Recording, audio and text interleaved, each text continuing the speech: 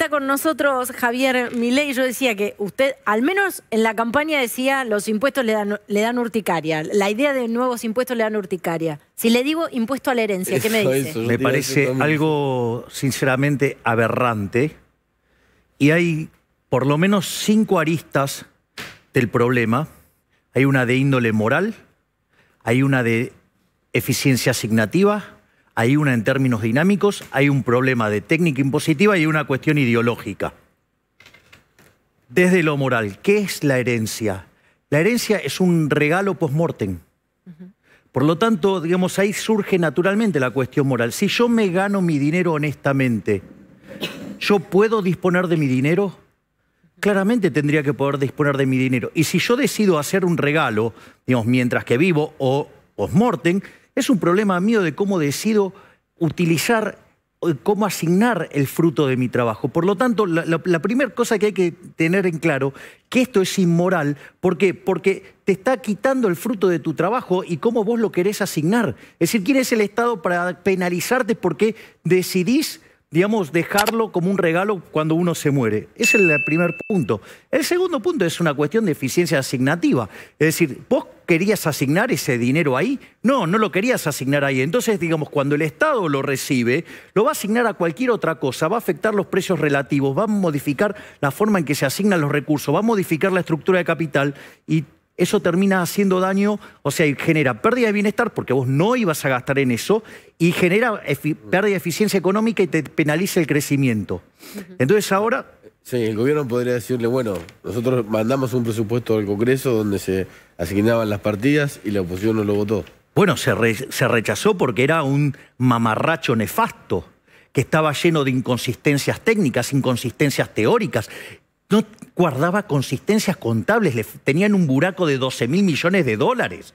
Digo, a ver, o sea, estaban mal proyectados. O sea, mire, pero ¿usted cree que cito textual, el buraco de 12.000 millones, las inconsistencias, ¿forman parte de la impericia o forman parte de alguna estrategia para pasar un presupuesto que en definitiva no tiene ningún tipo de no, es impericia. Razón? Es impericia porque cuando vos ya ni siquiera respetás cuestiones de consistencia contable, quiere decir que ni siquiera sabés cómo hacer los números.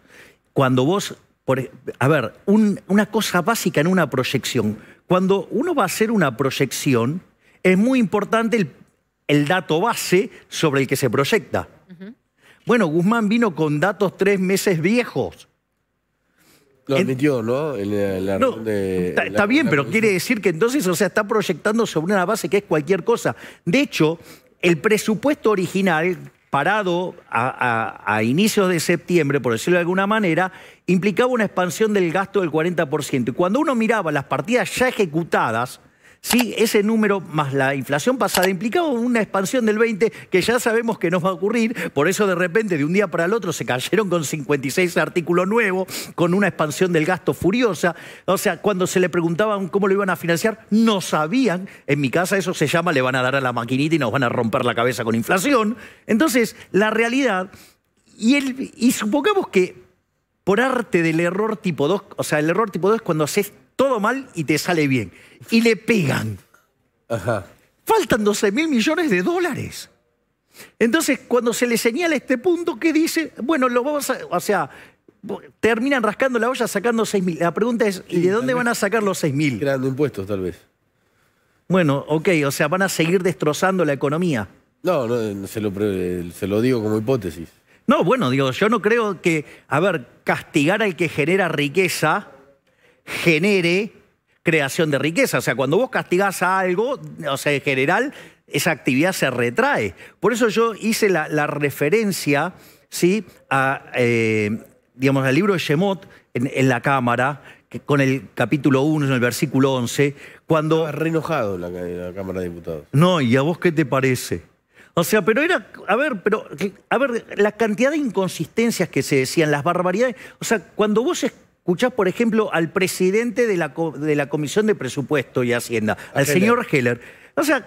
Era todo el tiempo, era como levantar un cartel luminoso que decía vamos a defaultear, vamos a defaultear. Eso significa, a ver, para que tengan una idea del problema, The Economist hizo hace poco un relevamiento... La revista inglesa, ¿no? Sí, de 40 países con la exposición a la suba de la tasa de interés en Estados Unidos. Que convengamos que Estados Unidos la sube de a 1/4 de punto y lo que se discute es la velocidad, básicamente, definida la dirección. Bueno, Argentina en ese ranking está 33, o sea, está dentro de los peores, pero si uno limpia el efecto de la cuenta corriente está entre 37 y 40. Es decir, Argentina sube de interés en Estados Unidos es número cantado que se pega a la piña. O sea, ahora, no le va a alcanzar la plata para pagar lo que le debe. Exacto. No la tiene.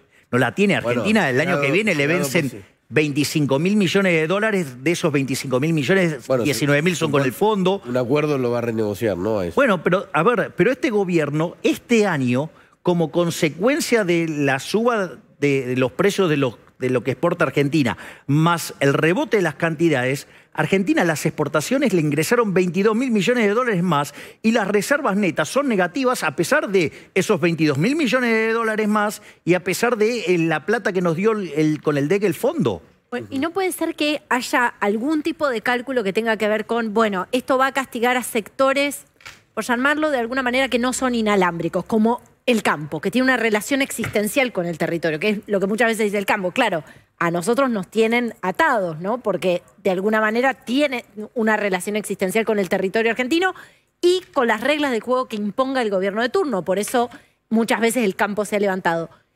¿Qué puede pasar en este contexto? Eso en la teoría económica tiene nombre. Se llama inconsistencia temporal. Es uno de los elementos por los cuales a Kirtland y a Prescott le dieron el Nobel de Economía, que lo hizo con la política fiscal. El desarrollo con la política monetaria lo hizo Guillermo Calvo, el economista argentino.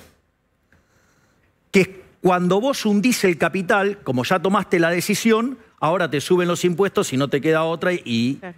Ahora, eso vos lo podés entender en una economía que tiene 2 periodos. Ahora, cuando vos, o sea, la economía tiene más de 2 periodos. Entonces, ¿vos qué es lo que haces? Y no invertís más. Entonces, si vos no invertís, ¿qué es lo que pasa? El stock de capital per cápita de la economía cae, la productividad cae y por ende los salarios reales son más bajos. Es la historia de Argentina, es el país más rico del mundo. Claro, pero ahí está... usted está pensando en periodos económicos, ¿no? Usted está pensando en plazos medianos, un poco más largos. Quizás lo que esté pasando es que el gobierno está pensando en lo inmediato, en de dónde sacar caja hoy. Bueno, puede ser que, digamos, el gobierno tenga una visión miope, pero cuando vos vas a tomar decisiones y tenés que hundir el capital, vos no pensás en los próximos 15 días, en los próximos 6 meses o en los próximos 2 años. Cuando vos mirás una inversión, puede ser que en un país como Argentina mires 10 años, 20... Pero en un país serio mirás 50 años, ¿sí? Entonces, con Máximo Kirchner casi. No, digamos, usted me está agrediendo, Wiñaski, ya se lo digo. Decirme algo así es casi agresivo. Es un diputado nacional, ¿no? No, bueno, en eso sí, yo también soy diputado nacional. Sí, no, en el sentido de que Máximo Kirchner no le gusta mucho la política económica de Guzmán. Pero por motivos distintos. Es decir, porque a él le gustaría que la política fiscal argentina fuera más agresiva. Y yo lo que quiero es que el fisco se corra todo lo que sea posible en mi límite ideal, que desaparezca el Estado. Ajá. Bueno, usted forma parte del Estado en este momento. No. Pero por supuesto, si usted es diputado. No, digamos, pero no actúo como la casta. ¿Qué es la casta? Fíjate esto es muy importante. El mejor ejemplo de casta, ¿quién lo dio? Leandro Santoro, cuando salió a defender las restricciones a la compra de dólares para el turismo. Es decir, él reconoció que era una medida antipática, que era una medida que hacía daño, pero dijo, es lo único que se puede hacer. No, se puede hacer otra cosa, que es bajar el gasto público y que el costo lo pague la casta política y no la gente de a pie honesta que se rompe el lomo laburando. A ver, perdón, pensemos un poco, ¿no? Porque en estos días hemos hablado de bienes personales, de ganancias, ahora se está discutiendo... Mano en el bolsillo todo el tiempo. Exacto, se está discutiendo impuesto a la herencia. Muchas cosas pueden cambiar en la Argentina, pero si algo no cambia es que habrá impuestos. Habrá impuestos y se discutirán. No, bueno, eso es lo que hay que discutir. Bueno, eso es lo que hay que discutir. Ahora pregunto, ¿de dónde, cómo se empieza? Porque usted habla de, el otro día lo escuchaba curiosamente a Gabriel Boric en el Palacio de la Moneda decir, gastos permanentes requieren ingresos permanentes. Entonces, si el nivel de gasto público es muy alto, de algún lado tiene que salir el dinero para solventar. Bueno, eso. hay que bajar el gasto público. Usted habla de bajar el gasto público. ¿Por dónde se empieza? Lo más fácil que tenés para bajar, por ejemplo, tiene que ver con la obra pública. La obra pública la podés hacer cero. Y podés ir a un sistema de iniciativa privada a la chilena. Los chilenos tienen un sistema de iniciativa privada. Suponete lo siguiente. No sería obra pública. No, sí sigue siendo obra pública porque vos tenés que pedir la autorización. Suponete que yo quiero hacer una ruta de acá hasta allá. Entonces, yo hago una propuesta, digo, bueno, yo quiero hacer una obra pública acá. Presentás unos números preliminares, entonces te dice, bueno, usted puede estudiar este proyecto. Entonces, invertís, haces todo el estudio para hacer el proyecto. El Ministerio de Obras Públicas, claro, lo analiza. Pero Lázaro se hubiese propuesto asfaltar toda la Argentina. Bueno, está bien, digamos, o sea, ok, bueno, vamos a ver, digo, lo que pasa que después hay un proceso de iniciativa, de licitación pública, donde ahí se genera la competencia. Obviamente, digamos, si vos, o sea, lo quieren manosear, o sea, y lo van a hacer de manera poco transparente y, digamos, siempre le van a buscar la forma de robar, pero es una forma donde son los privados los que, digamos, deciden hacer esa obra y corren con todos los riesgos. Es más, vos podés llegar a ser el proponente y cuando vas a la licitación perdés. Y entonces el que gana te paga los estudios, ¿sí? Y eso es una política de Estado de largo plazo y donde, digamos, en el caso de Chile, ¿sabés cuántos proyectos fallaron desde la década de 80 hasta ahora? Uno solo, el Puente del Chacao.